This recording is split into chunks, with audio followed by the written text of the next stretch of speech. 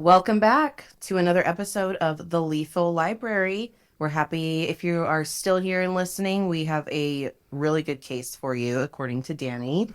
If you're new here, this is a true crime podcast. We focus on death row cases in the Pacific Northwest, and we also like to have a cocktail while we do this. So we like to chat about it. Dani does a ton of research, finds a ton of details that we don't usually see put elsewhere. And she's going to tell us about this case. I'm going to be telling you about Azad Abdullah. He was capitalizing on some unfortunate things happening in America after 9/11 and trying to justify his crimes. Ooh. And it's heartbreaking. It's a heartbreaking story. So let's get into it. Let's get into this. In 2002 in Boise, Idaho, on October 5th, the home of Angie and Azad Abdullah was consumed by fire. Angie, 37, and 4 children were in the home when the fire broke out. Her neighbor, 71-year-old Ed Kirchensteiner, yes, did that. Ed had kicked in the door and entered the home to rescue their 3-week-old son, Malik. He struggled through the smoke following the cries of the baby. Another neighbor had joined Ed in the rescue, Brian Wright. Brian had taken the baby from Ed, and Ed re-entered the house. Ed was screaming out Angie's name, but was unable to locate her. He had to leave the home due to heavy smoke. He was in there just He really tried. a 71-year-old, and he was a pastor or minister of his local church. He was And just shouting for her. That is so heartbreaking. and knew the family well and knew that there was children in that home. The firefighters later found 19-month-old Naeem in the backyard wrapped in a blanket. Whoa. Okay. The neighbors had been woken by Angie's 9-year-old daughter, Alyssa, at 2 a.m. She and her friend, who had been staying the night, rang the doorbell. When the neighbors answered, she told them her house was on fire and I've got to get my mommy out. Oh my God, dude. Can you imagine? No, I cannot imagine. At 9. And what a stud Ed is. He kicked in the freaking back door. He kicked in the French doors. Ed and Brian trying. Stellar neighbors. Let me tell you a little bit about Angie. Angie Abdullah had converted to Islam around 1999 after her first husband had passed away. She was working at the Boise Refuge Center, helping refugees get settled here. She was drawn to the religion because of their focus on family. She even traveled to Turkey and researched the religion by reading and speaking with others before making her decision to convert. Wow. Yeah, so she was in it. She was curious, and to travel over there and spend her. She knew, she really wanted to make sure that this was the right choice for her, and she really was happy with that religion. Choice. Yeah. Well, and she clearly worked a lot in the community. There's a huge refugee population from all over in Idaho. So that's really cool that she also is giving back to the community. Yeah, and then to travel over there and not just speak to the refugees that are here, but also speak people that are, practicing that religion in other parts of the world to get a better rounded understanding about it. Angie and her husband, Azad Abdullah, were very, very prominent in the Muslim community here. Really? So much so that they had spoken with the Boise airport officers after 9/11 for sensitivity training that was requested by the airport police chief. The couple went and shared their experiences after 9/11 and spoke with the airport police about what was appropriate, what was okay for them to, how to search a woman appropriately, meaning like she could remove her if requested, had dressed, Star. if they requested, but her husband needed to be present, and just to understand that that's how that religion is. And so it was a really good thing. And they were awarded the Spirit of Idaho Award by Senator Mike Crapo in the spring of 2002 for just teaching the community about their religion. Well, and I'm sure you and I remember well. I mean, around here and all across the country, it was not a fun environment at all for anyone who even appeared to be following the Muslim religion or wearing like a hijab or anything that looked like that. There was cases everywhere of people just being disrespected and discriminated against. A lot of discrimination for that after 9/11. Yeah. There was a lot of fear, really, and I believe unfounded fear. It was just all directed. So I think it's awesome that they were trying to do their part. Right. Trying to do their part so everybody could understand. Because if something in my religion was not okay and I was being asked by the police to do something, I would have how disrespectful. So I think it's good. They're just teaching, especially, the airport. They're seeing all different kinds of people coming in and out, how to be respectful of people. So kudos to them. Yeah, 100%. Wow. Fuck Abdullah. For a while, kudos. And clearly, I know this is going a place. So kudos to Angie. Good job, Angie. Investigators believe the fire started in the garage. The home was 90% consumed when the fire crews arrived. A friend of the family... Oh, no. Yeah. It was done. A friend of the family, Farquan Mahmood, said Angie's bedroom was close to the back door of the home. He didn't understand why she didn't get out of the fire. Yeah. He's like, her bedroom was in the back. She could have easily gotten out. Farquan said that he could not think of another woman who had done more for the Muslim community here in Boise. Oh, my gosh. He also stated, like I said, it would have been easy for Angie to leave through the back door, but she was probably looking for her children. Well, now that kind of makes a little bit more sense with maybe the baby to me. Now I'm thinking maybe she tried to put the baby out and go back in. I'm just spiraling on this. He and his family had dinner with Angie and her children on Thursday, just 2 nights before the fire. Angie's husband, Azad Abdullah, was out of town to Salt Lake City, Utah. He and his 5-year-old son, Radir, made the trip to purchase kosher meat. So I'm telling you, 25 years ago, they were not finding any kosher meat. Oh, no. Here. No. So it's very reasonable that they would have to drive 5 hours away. Wow. To go buy kosher meat. The police were calling the fire suspicious. And there's things that they're saying is suspicious, but wasn't released to the public why they thought it was suspicious. Sure, because a lot of times they don't release all the details because that helps them know if someone confesses, if they really did it, or just if someone knows a certain detail that was never released and they said they weren't there. It's a good way to catch them. And they will. The fire was only 1 week after someone threw 2 bricks through the windows of the Boise Islamic Center. And for Kwan, the center's education director, received a threatening call just the day before the fire. Other threats were made at the mosque, where a man yelled racial slurs as they were leaving prayer service. Police are not ruling out a hate crime. Within a few days of the incident, the police announced someone had murdered Angie before setting the house on fire, trying to conceal the crime. Oh my gosh. So they're 2 days out, they're like, nope, this isn't right. She did not, because at first they thought it was smoke inhalation. Right. There were reports that they thought that she had succumbed to the smoke inhalation looking for her children, which absolutely would make sense. She's a devoted mother.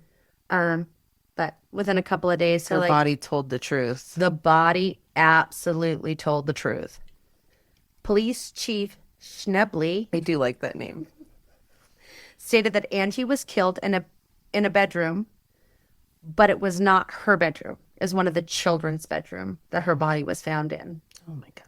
There were no signs of forced entry or struggle. Investigators had determined that gas was used as an accelerant in the garage, and a gas can was found in the home's driveway. Sus? Oopsie. I feel like no matter who's committing the crime, you probably take that with you if you're got your wits about you. But anyway, Some people apparently don't have their murdering wits about them. no, not at all. And the police determined that no evidence had been linked to the previous threats made to the Islamic Center. So they looked at all that and was like, no, this is not panning out. Connected. Oh, and there's a gas can in the driveway. Well, and I'm sure that there were threats. Like, I remember that time, and I think I remember hearing about the bricks and stuff now that you've said it. I feel like I remember hearing about that. Oh, I'm not saying that those things didn't happen. They absolutely were happening. Unfortunately. The climate was out of control. Yeah. Yes. A lot of unfortunate discrimination going on. And so, at first glance, seems reasonable. It does. It does seem like that would be a possibility. Abdullah declined to comment on his wife's death, but released a statement stating that, quote, Angie was a great mother, a great wife, a great American, and a great Muslim. He asked for privacy, but appreciated the love and support from the community. He said, quote, for the person or persons responsible for my wife's murder, I hope that I and my children witness your fate in this life. Which all sounds very much like a devoted husband putting together a statement that was trying to be calm and professional, yet also a loving husband should also be like, we're going to find out who did this. We're going to get you, and I hope you're miserable. So all seeming somewhat on the outside like this is what that could be. The police brought Abdullah in to interview him. The police requested the 25-year-old's DNA sample and to examine his body. Abdullah stated he was in Utah when the fire occurred, but the police have been unable to confirm his alibi. They told him they are trying to exclude him, and this was just a routine procedure. I just have to say my 2 cents here. Tell me. Do not talk to the cops. I mean, in this case, it's good. But still, if a police person tells me it's a routine procedure, I'm like, you're a fat mouth. And there's millions of cases that show that that's true. Right. Right? Right. Yeah. Witnesses confirmed that they saw Abdullah in Salt Lake City Saturday afternoon, but the police can confirm if he was there on Saturday morning. Friends stated that Abdullah had left the Boise area on Friday. So just to kind of give you, for people who aren't familiar with this area, 5.5, 6 hour drive from Boise to Salt Lake. Mm-hmm. Yeah. I'd say. Yeah. Maybe even shorter if you're hitting those If you prime 80-mile-an-hour stretches across the desert. If you've got a little bit of a lead foot, you could cut some minutes off that for sure. Well, we do a solid 85. Well, and it is the speed limit Right. is 80. So it's like a smidge over. 84 and a half, officer. About 2 weeks later, on October 18th, Abdullah was arrested on charges of first-degree murder, arson, and attempted murder. Yeah.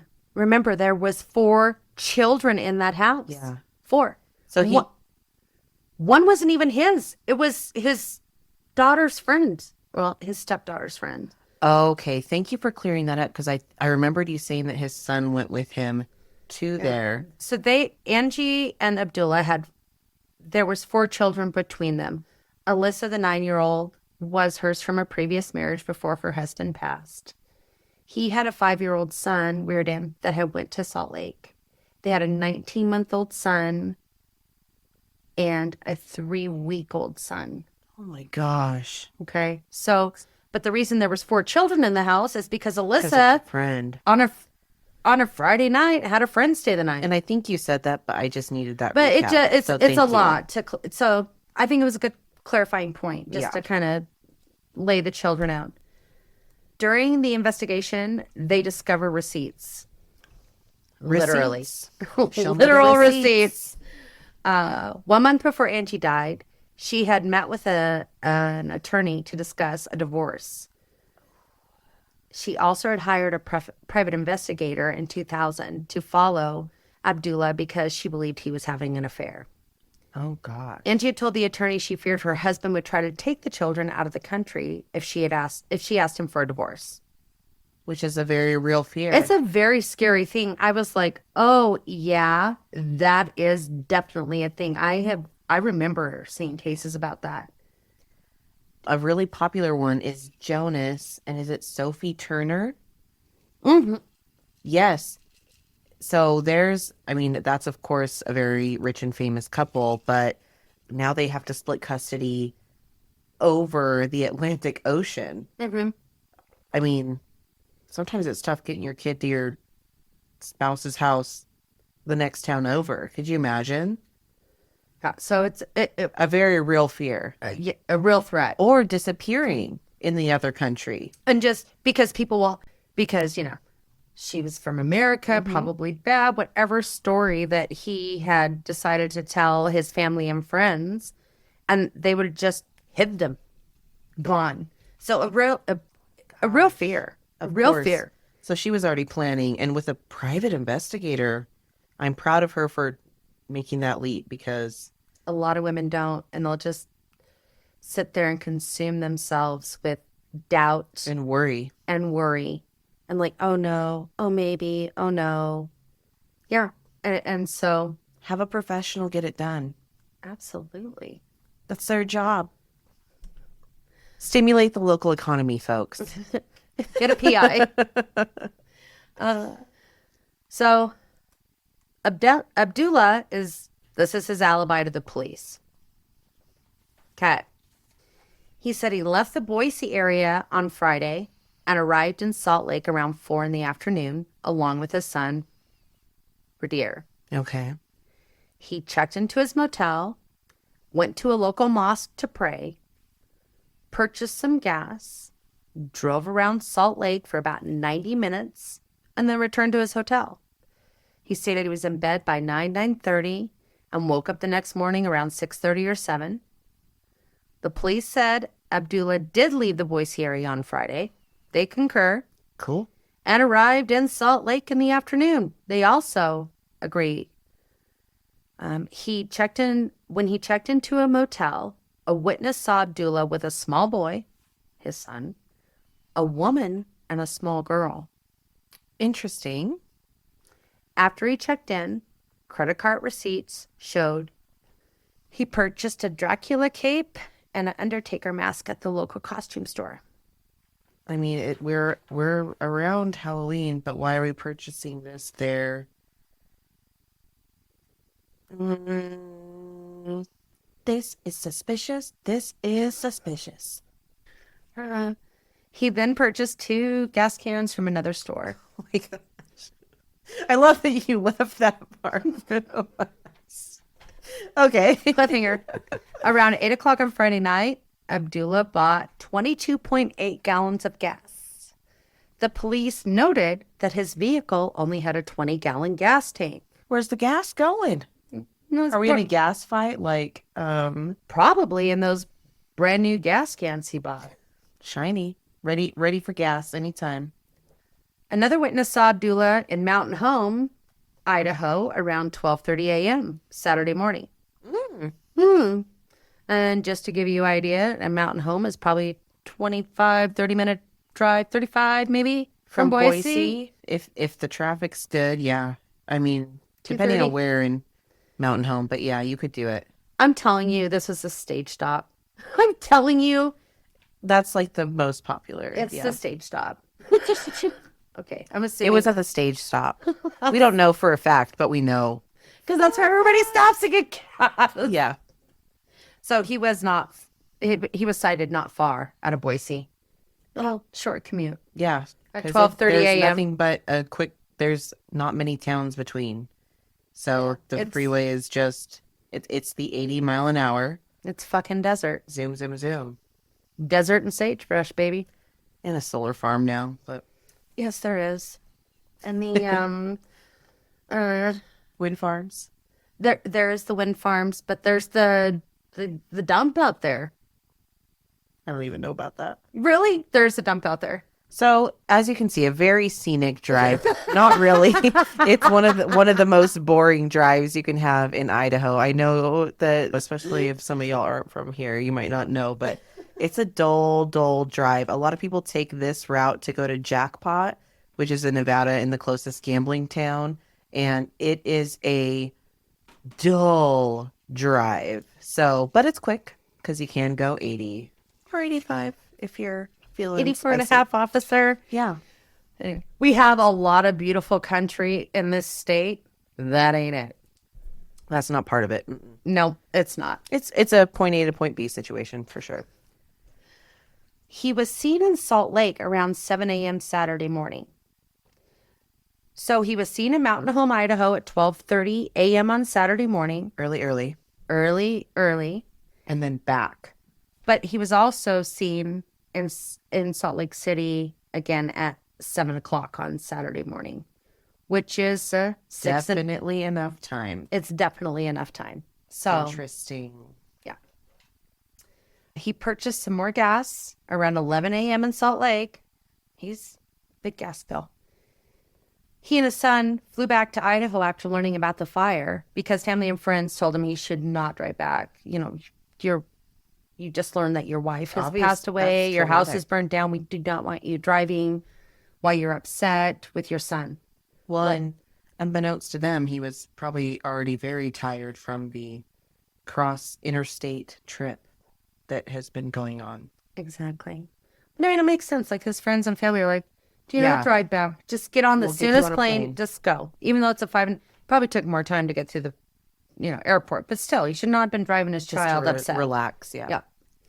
Meanwhile, we have four children without any parent because he's been arrested at this point.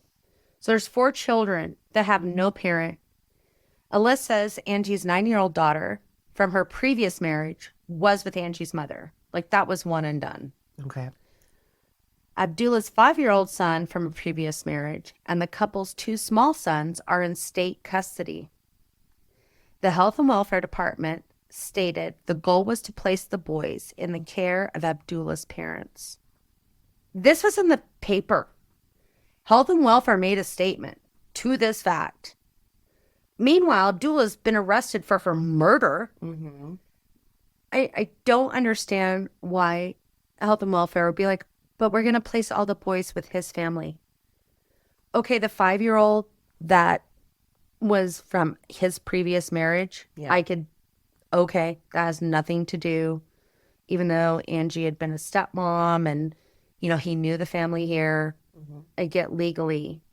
But the 2 other boys, the 2 youngest ones, to be still in state custody when there's family fighting for them. Right. And I'm sure that this was a tough one for them because him having one that wasn't Angie's and then them having 2 together, I know that they always do, or they say that they try to keep kids together, but I can understand how it would be hard having one that wasn't Angie's actual son going to her mom, just because you don't know how all of that situation played out. But I can't imagine just giving them all to his parents or like just waiting. Especially if a flight risk is a danger. I feel like that is an important factor here. So this is, And I don't know how I would, if someone tried to put this decision up to me, I don't know. And I also think that this was never stated anywhere, but I also think that possibly they were taking the religion into account because Angie's family was not Muslim. Yeah. And so they were thinking maybe, I'm just trying No, to give that it, makes sense. I'm just trying to be If gracious. that's how the boys are being raised, and But I'm still telling you this is bullshit because you know why? tell me why. Well, Angie's family was completely outraged and made it publicly known that they were appalled by the department statement. They were just like, how could you put this in the fucking paper?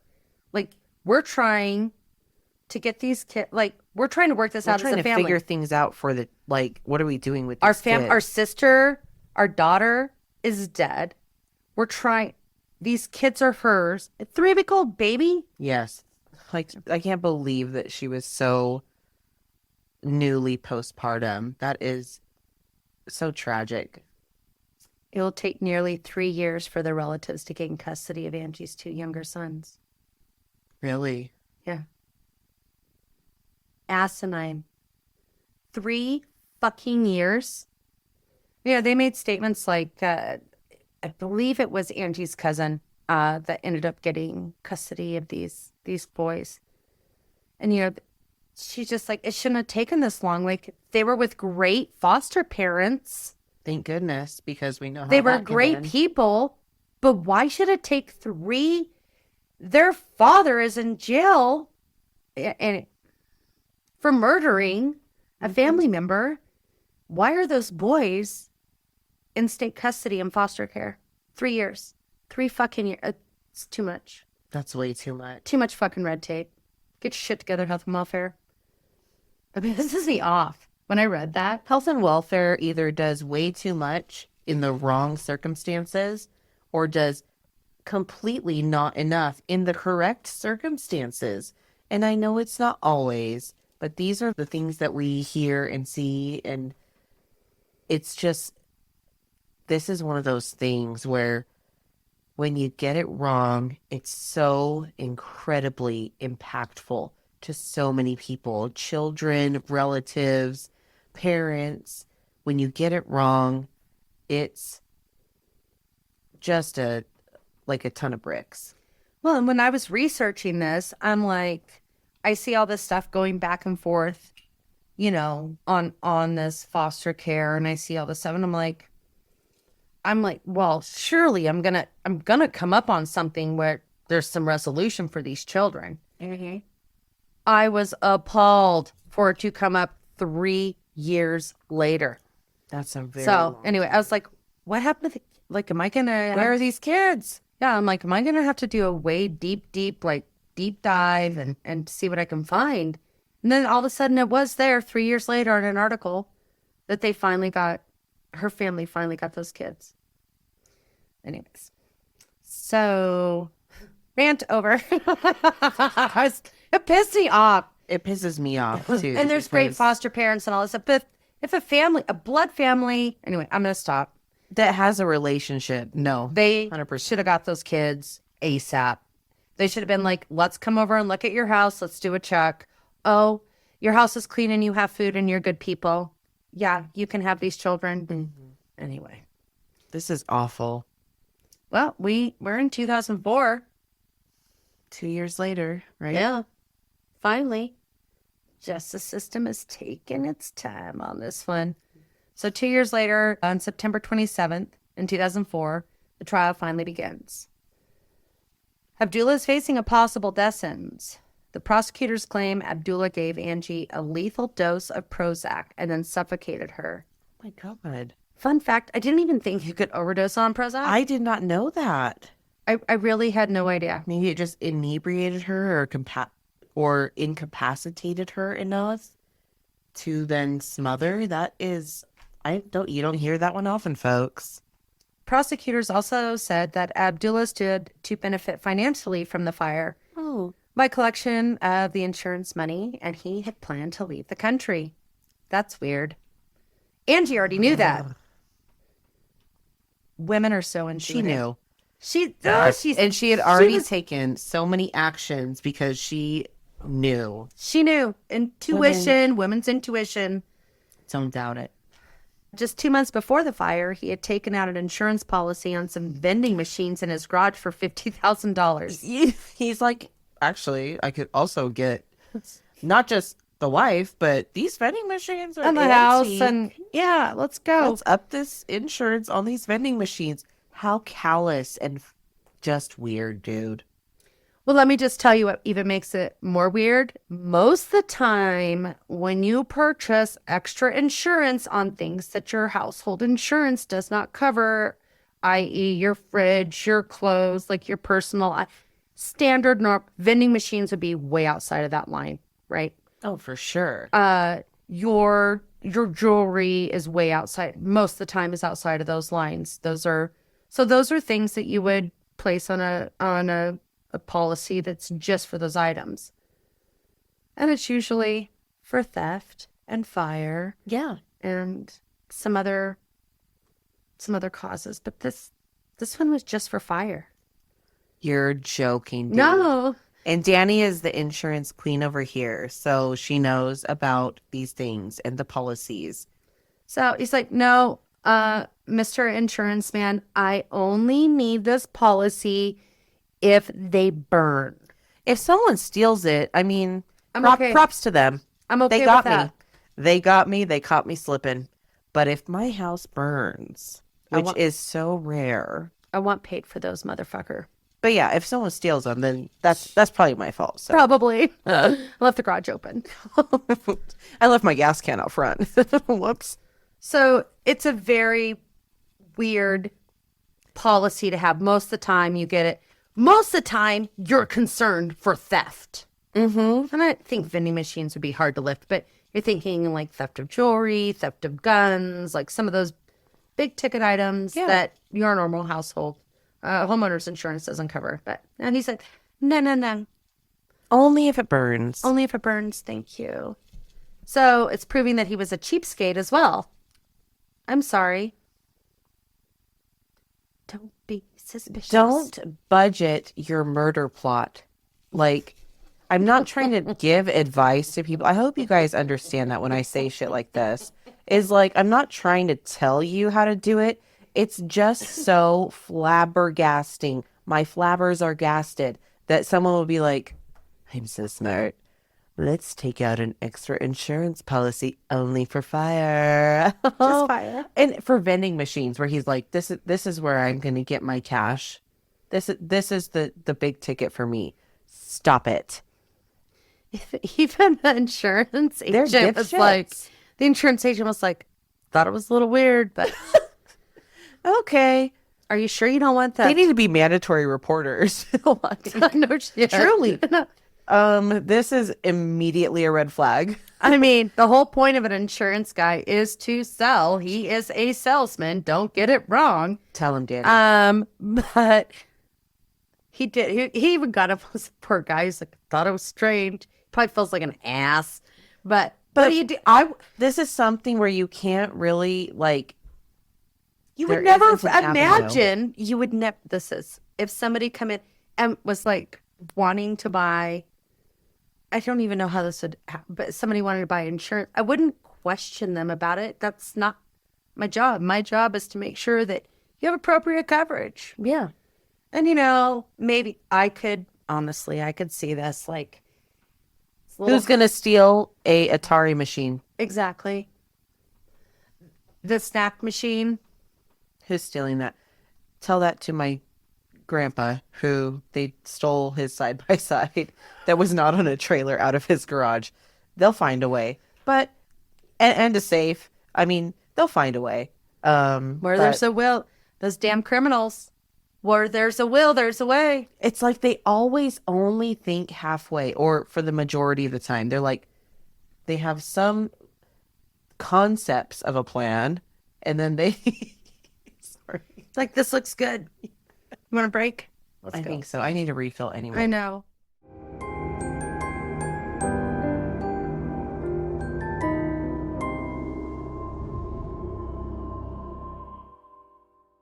We've refreshed. Cheers. Vodka, vodka. Dingle, dingle.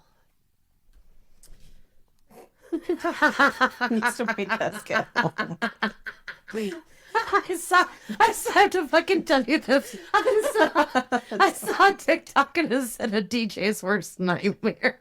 Some drunk girl was up dancing on the DJ thing and pulled all of his equipment over. Her fucking drunk ass pulls it all over. I'd never go out again. Okay, sorry. I'd become a nun. Okay.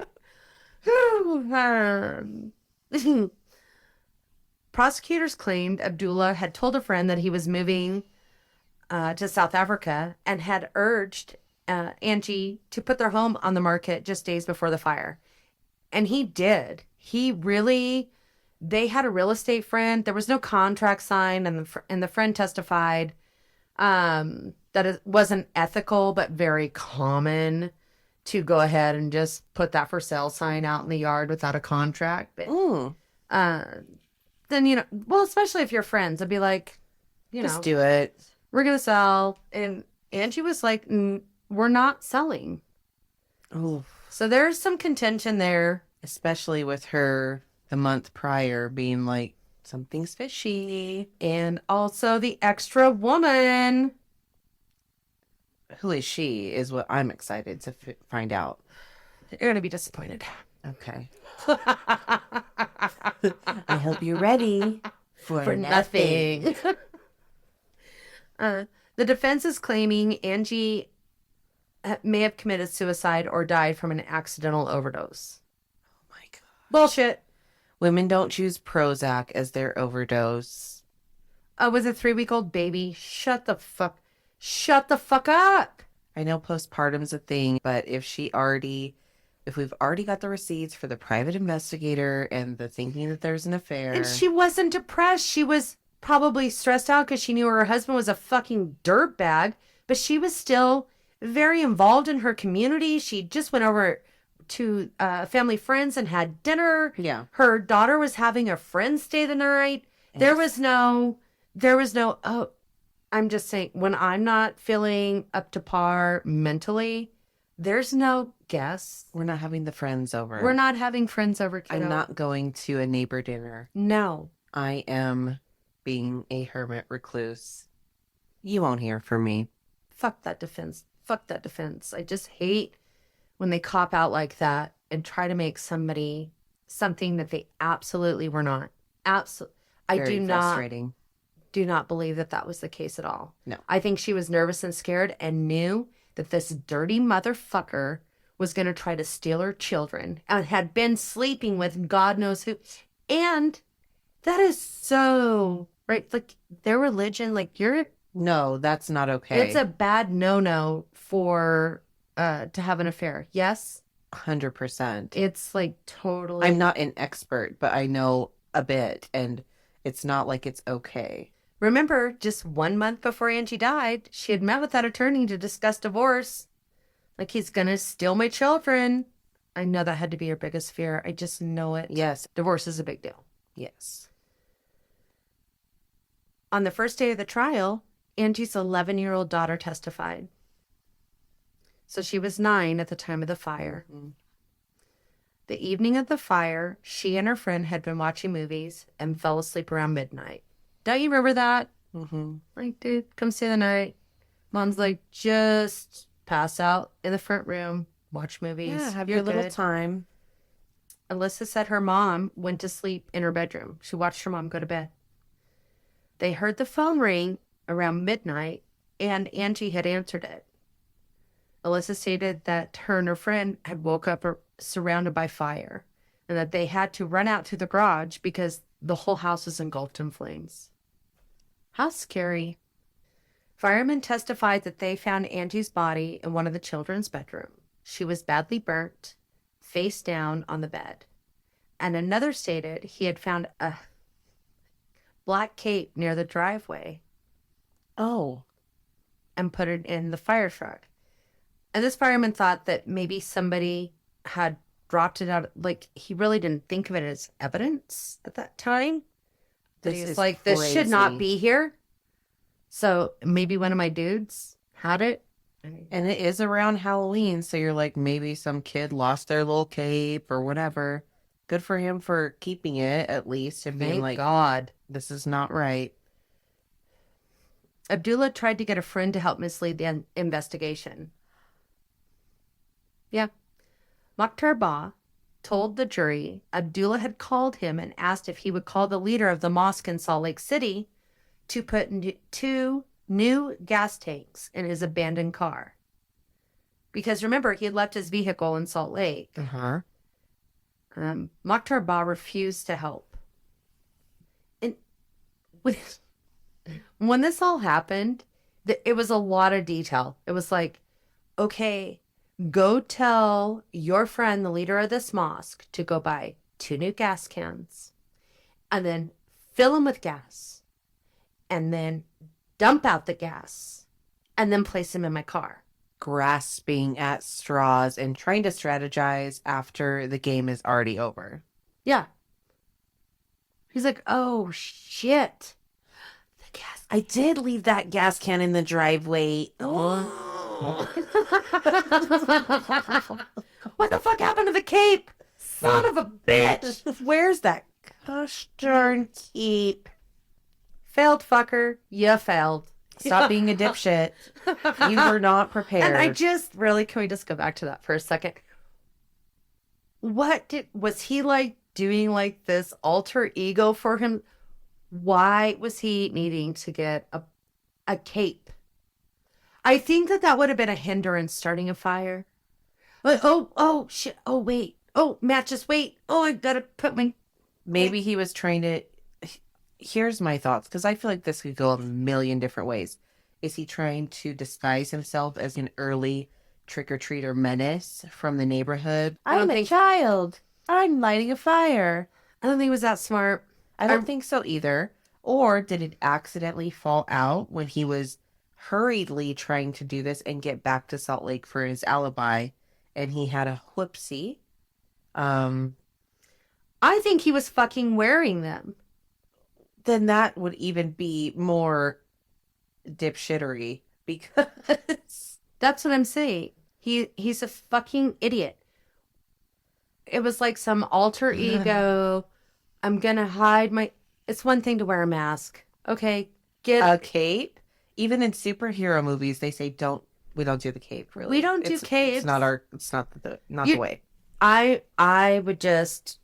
I mean, I have started a few fires in my life. Not arson. Not arson. Surely, Dani. Camp. Okay. You know, I did a few arsons. I've started a few fires. Campfires. At the cabin, I've started a few fires.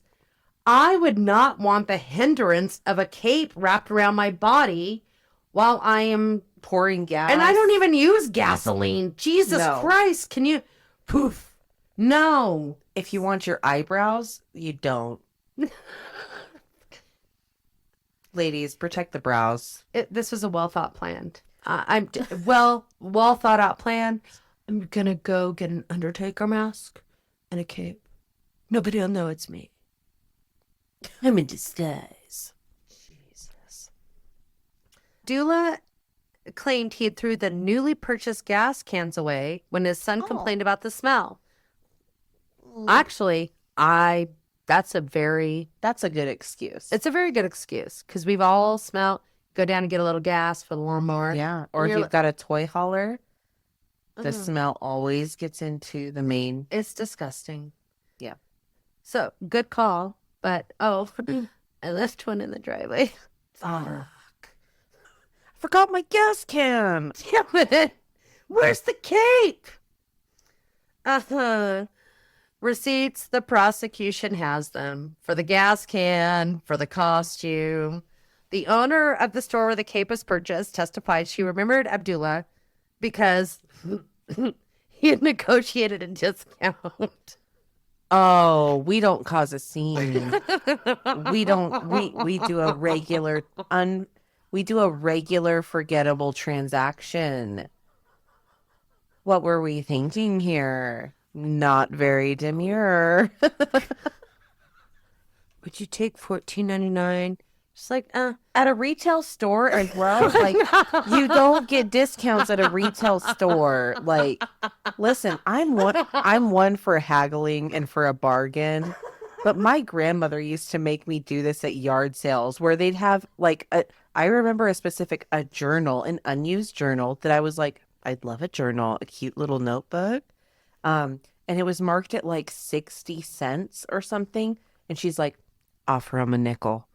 and she had my little like coin purse that had my yard sale money in it so that I could make my little like toy purchases or whatever. And she held it and she gave me a nickel and was like, yeah, take it up there. This is all I have. No, and so I'm like, Grandma, I mean, we're being a little excessive here, but I have $1.79. I can definitely afford the 60 cents. I did get it for the nickel though. So she was overall right, but you don't do that at a retail store because they're like, I just work here. This is a Wendy's, ma'am. I'm going to try to, I should have haggled for my panda today. Hey, I know DoorDash, you're here for $14, but I will give you 6. It just doesn't work that way, but Remember me wow, now, bitch? should not have made it a memorable experience, you dickwad. Although not disclosed to the jury, Abdullah did admit to having an affair. How was it not disclosed to the jury? The jury was taken out. They discussed it because It's one of those things that could complicate a trial based on whatever factor. and I'm look all at- about that. If something, I shouldn't say as silly as an affair, that was not, I really don't believe that was his motivation. You're going to hear his motivation. Okay. Yeah. The hotel employee in Salt Lake testified that Abdullah had a woman with him when he checked in. So they did hear that testimony, right? But So they know. they know. Angie's autopsy also showed the remnants of a plastic bag on her face and around her neck. No. Yeah. That's how that shit went He down. thought it was going to all be burnt up. Plastic doesn't burn well. Bodies don't burn well. No, they don't. You got to have an incredibly high temperature. He's for that. not watching Dateline. Sir, if you would have ever had talk to Keith Morrison about it, because you're being a dumbass. Dumbass. I'm taking the dog. Sorry. It's just, I shouldn't laugh. But It it's really so- isn't funny, but it's he's just so like stupid. Like, does he really think that the whole it's going to burn a whole body? People burn bodies for days and they don't Yes. disappear. It's Yes. just not happening. The autopsy also showed the fatal dose of Prozac was administered between 10 p.m. and midnight on the Friday night before the fire. interesting. And there was no evidence of capsules in her stomach. Oh, because now you really fucked up. Now you've really fucked up. I mean, that one, I don't know if I would have thought about that. So, That's probably the only fucking smart thing he did. but Still and stupid. I don't think it was smart. I think it was for ease. If it was a capsule with a powder, it was probably put in a drink or something. So it wasn't for smartness. It was for convenience. It was likely administered by putting in a drink. That's what they said. That's why I was giggling at you. We can't even give him any props. And listen, no props are going to be given. But these idiots, it just blows your mind. Like, did he think, oh, well, they might not see that she swallowed 15? No, she didn't. There was, that little gel covering, it sits. Mm-hmm. It And should it still takes be a there. while to process. Yeah. So the prosecution said it was likely administered by putting it in a drink. When the police arrested Abdullah, burnt hair was removed from both of his arms. Oh, so you kept your eyebrows but lost your arm hair. Interesting. A forensic scientist. The mask. That's why the mask. That was it. Protected his eyebrows. Forensic scientists testified the hair had been exposed to a temperature of at least 347 degrees. That's specific. So fucking Pacific. Not Atlantic. Specific. Did I say that fucking? I said Pacific. It's very Pacific, folks. It's very Pacifically 347 degrees. Degrees. That's okay. I was very passionate about it, and so it could be pacifically done. Pacifically, it was 347 degrees, folks. Oh, Lord. I don't have this written down, but he was making some excuse that he, shaved his arms or some bullshit. With fire. Everyone knows what burnt hair looks, smells, and feels like. And if you don't, props, but All right. Well, back to the trial here. There, gentleman, Stephen Bankhead. He's an inmate at the Idaho State Prison. He contacted the police in 2003. He testified while Abdullah was teaching a class on Islam at the prison in 2000 they met. Because remember, these guys were very Prominent figures. Yes, and they were out there supporting the community that we had here. And it was truly needed. It given the absolutely climate. was. And so, these guys were out here. Angie and Shithead were out here.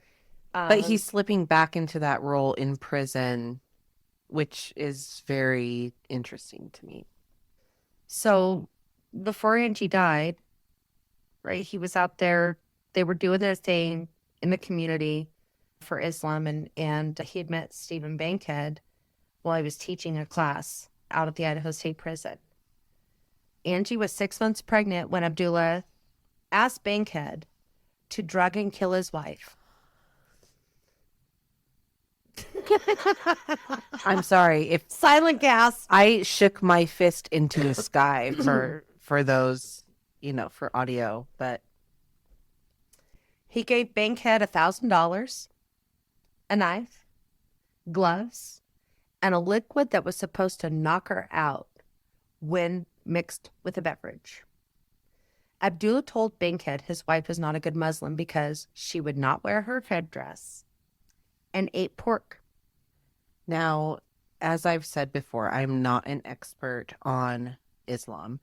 However, what I have heard from what I do know is that wearing a scarf or a hijab, it isn't compulsory. It's supposed to be part of the woman's journey, and their choice is what I have been told. So once again, not an expert, did a little research. I have people that have talked to me about this, but it isn't supposed to be a command from someone else. It's supposed to be if that's how they want to express their faith and that's how they want to practice. So, And surely should not be a reason to kill someone? to hire a hitman. I don't care what the issue is with the hijab. Like, We don't murder. I'm pretty sure that is, I mean, I don't know very much about, I'm sure it's not okay to murder your wife. mm-mm. Okay. Well, it's not okay. Abdullah had instructed Bankhead to go to the house and ask Angie to borrow a book. Angie would offer him tea as it was custom for Islam. He's like, just go over and So say, she's practicing in so many other ways and advocating for the community. And this is the reason that he's given a hitman that was willing to take $1,000. I know that this was in '02 or '01, wherever. in 2000. Are we getting? I mean, Temu didn't exist back then, but I feel like this is a hitman off Sheen. Like, what? I wouldn't trust paying $1,000 to anyone to do something this serious. Well, this is just how stupid he is because obviously he didn't do it. He's like $1,000. This is how stupid Abdullah is. Like, he's like, oh, I got this in the bag. $1,000. And then he went for the DIY, which was probably even worse. Here's the knife. Here's the drugs. Got you a set of gloves too, bro. Seriously? Get a fucking life. He made a DIY kit. He's like, knife, gloves, liquid, $1,000. I've put it in a gift basket for you. Abdullah told Bankhead after she lost consciousness to rape her and slit her throat. The fuck? The violence? But what is even the point of That's that? his fucking wife. Mm. I'm struggling with this. He then told Bankhead he was to call 911 and whisper, Wow, very genius plan, yes. you know what I like, Bankhead? He threw the knife, gloves, and liquid away, and he spent the $1,000 on meth and then left him. He said, thank you. I'll be messing around, but best wishes to whatever the fuck you got going on, you weirdo. When the meth head is like, that's dumb. That's a little much, bro. Bro, that's fucking dumb. Peace though. I'm gonna head a jackpot. Anyway, bye. Peace. I'm so glad he got fucking scammed. Oh my god. Isn't that the best?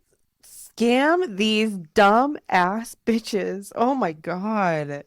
But Bankhead did get hold before the trial when he heard all this had went down. Kudos to him for going like, yeah, I blew $1,000 on meth.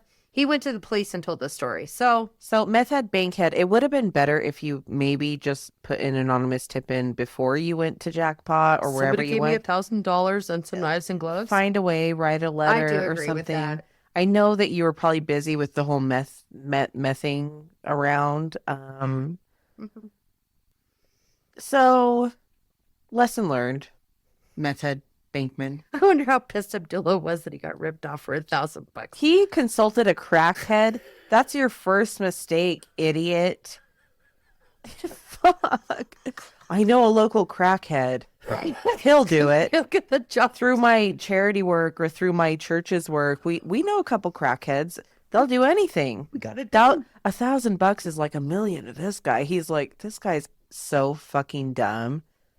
I bet you was so fucking mad. Because I just picture him as like being this overly, I mean, he's incompetent as a man, but he thinks he's a man. Mm-hmm. Because remember, Angie's 37 and he's 25 when all this goes down. That is so Right? crazy. So I haven't he thought probably about thinks that. he's 10 times the man he could ever be. Oh, yeah. And so he's like, I got this. Brilliant. Just hire a crackhead for it. You don't hire a crackhead for anything except maybe like protection on your block because they will ride for you if you pay them. Like, but you don't let them around your electronics or your car. Or give him $1,000 and a knife and say, I bet he was honestly disappointed. I bet he thought, this guy's gonna pay me to be a hitman. I'm gonna get $300,000. And then he comes with $1,000 and he's like, oh. I'm not doing this shit, but anyways, I'll take the money. He didn't say that. He's like, this is not happening. But I'll take what you got. You got a Peace out. VCR? You got a DVD player? I'd love to take it apart. Sorry, guys. This is just too much. The defense presented witnesses that, of course, stated Abdullah was a good husband. Yeah, hiring the meth head. And I'm sorry, Mr. Bankhead. You probably, we know you did that. I'm so glad that you came forward. So Yeah. thank you. Yeah. I'm not trying to bash you. Methin' for Jesus. He We're cutting said- that. The defense presented witnesses that stated Abdullah was a good husband and was excited about the birth of their new son right before the murder. Really? Faking Maybe it? for the son, sure. He's Oh, like, yeah. yeah, get that kid out of there. Yeah, let's go. Abdullah did not testify in his own defense. That's weird. In closing arguments, Abdullah's attorneys admitted that he had repeatedly lied about his alibi to save face, but maintained he did not kill his wife. His attorney stated, I would fucking love to see this in a video. I would love to see his attorney say this with a fucking straight face. I'm not kidding. I'm so excited. Ooh! Abdullah's attorney admitted that he had drove back to Boise on the night of the 5th, but did not go to the house. How do you even fucking say that with a straight face?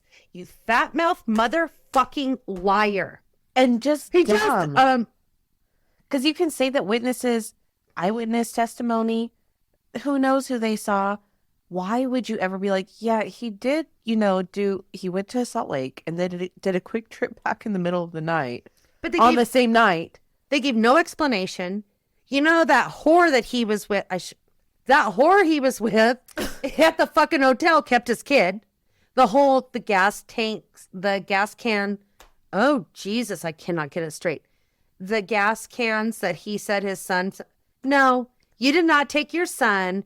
You realize left you him forgot. with your mistress in a hotel and drove back to Boise and started your house on fire with your wife. You killed your wife and then started the fire with your fucking children inside. You fucking And just dirtbag. hoping that they'll make it out, except for the one tiny No, baby. he did carry that 19-month-old out. Really? Yeah. He was wrapped in a blanket in the backyard. He was specifically taken out of the house. Not sure why he didn't take the 3-week-old baby, the old 3, but to leave Angie's daughter and her friend? Go fuck yourself, Abdullah. He was basically like, may the odds be in your favor. Sayonara. He Oops, wanted. drop my cape. Let's drive away. Oh shit! Left the gas can. Fuck this guy. Like, those just look. We've covered shit. To murder somebody is a horrible thing. To start a fucking fire with children in a fucking house. Go. Your own children rot, you motherfucker. So of course, this asshole defense also said the only one that could have started the fire was Angie. They implied that Angie and Abdullah planned the fire together for insurance money. Fucking fat mouths. A woman is better at planning. I'm sorry. This is literal science. I'm just saying that, but I think that most people know. There's a reason that women are behind all of the PTA meetings and the wrestling academies and the fundraisers because It's tied up nicely. with a bow. To plan it and then to accidentally die in it is so with a plastic bag around her head. What yeah. the fuck? That and then I decided at 11:52 I would put a bag around my head for aesthetic purposes because it helps with your skin. And let my children die. What? She was a devoted mother. That she planned this and somehow had a bag around her head. I hate defense teams like this. It's like if it's not going to make sense, just shut the fuck up. Yeah, don't even address it or find a better story. Hey, Get creative. He was crazy. That's what everybody goes with. Yeah.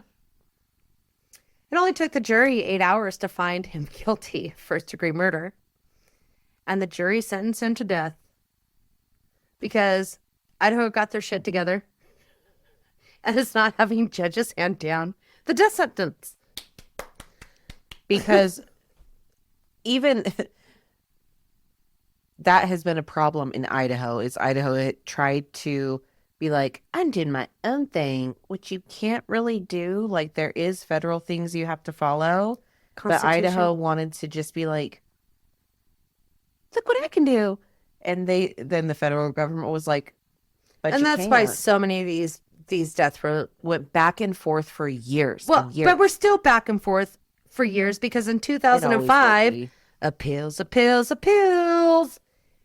And in 2015, the Idaho Supreme Court upheld the death sentence for Abdullah despite his 15 post-conviction challenges. There's still more appeals. 15. And he's still sitting on fucking death row. I just Almost don't 10 know years later. how you can appeal that many times. Like, I thought you had to have. I don't understand everything about death row appeals, but I thought you had to have like some certain.